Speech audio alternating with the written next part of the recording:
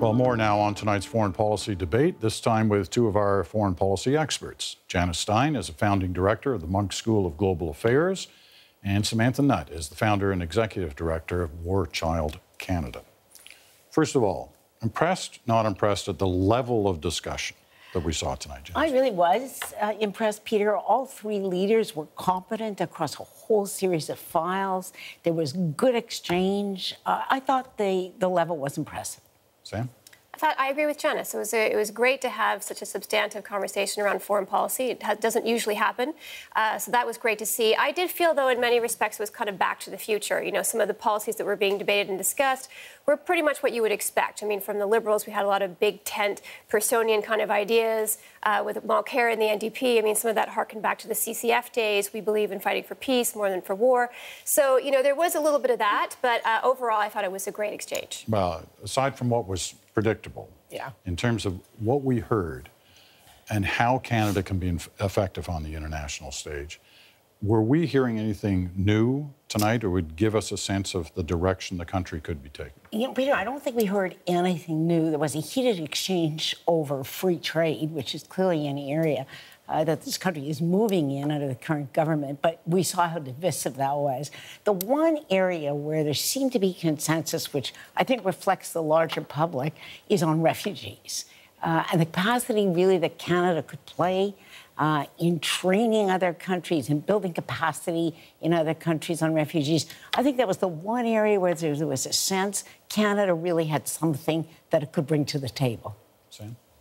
Yeah, I wouldn't say it's so much new as it really was this competing vision. And when we talk about the refugee file is a really good example. We're facing the worst refugee crisis since World War II. So the fact that this comes up and the fact that we're looking at these very different visions for how we deal with this, and the argument has been made for a stronger re-engage Canada on the global scale and what role we might be able to play within that. I thought that was very, very important. And you see where the three parties very clearly sit on that in that conversation. Now, you each have your own particular interests on the foreign policy picture. Were you in any way disappointed by things that weren't discussed tonight? Sam, you start us on that. I would have liked to have seen more when it comes to the arms trade treaty, for example, and why Canada hasn't signed it, and also looking at our deal with Saudi Arabia in terms of multi-billion dollars worth of arms deal going on there. It got some airing last week. It got some airing, yeah, but I would have debate. liked to have seen a bit more of that, and I would like to see a bit more substantially talking about what Canada's role might be on the global stage. You know, we talk about this idea of Canadians as being big contributors to human rights and to peacekeeping, and that came up quite a few times, and what our role should be and how we want to re-engage with multinational institutions. But what does that actually look like, and what does that mean? And if we're going to increase our ODA, you know, how's that going to happen, and what's our focus, and what's our priority going to be? So I would have liked to see us drill down a little bit more into some of the specifics, but a lot of what I heard sounded good. You know, I think we left out, there's a whole series of big issues we left out, Peter. We never talked about Iran. We didn't talk about the deal with Iran. We didn't talk about whether we would reopen our embassy in Iran. So there are large areas that you couldn't really get into. I thought that was very interesting. The one electric moment in that room was, as you were saying early, around revocation of citizenship. And that really touched a nerve. And it touched a nerve because there were two different publics that the two leaders, Harper and Trudeau, were playing to.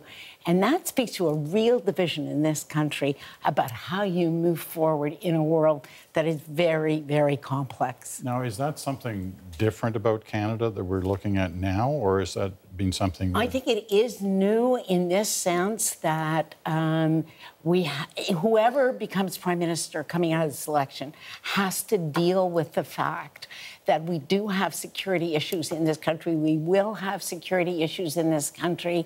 And what's appropriate? How do we live in a world? This is going to be with us for a very long time.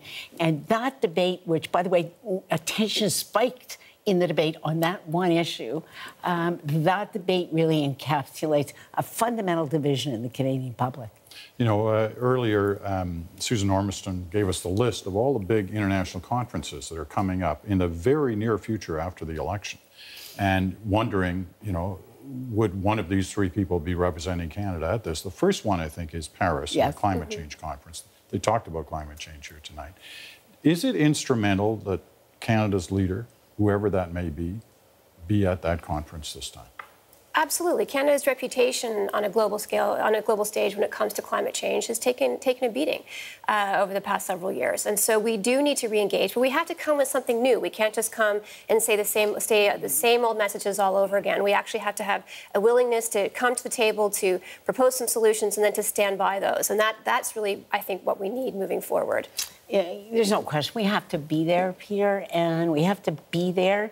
I agree with Sam with a position that's credible to others. The world has shifted under this Prime Minister in a funny way. When you look at the Chinese and American positions on climate change, Canada has to come to the table here if, as we were arguing tonight, we heard in the debate tonight, we actually want to advance our own interests. All right, good discussion. Thank you both. Samantha Nutt, Janice Stein.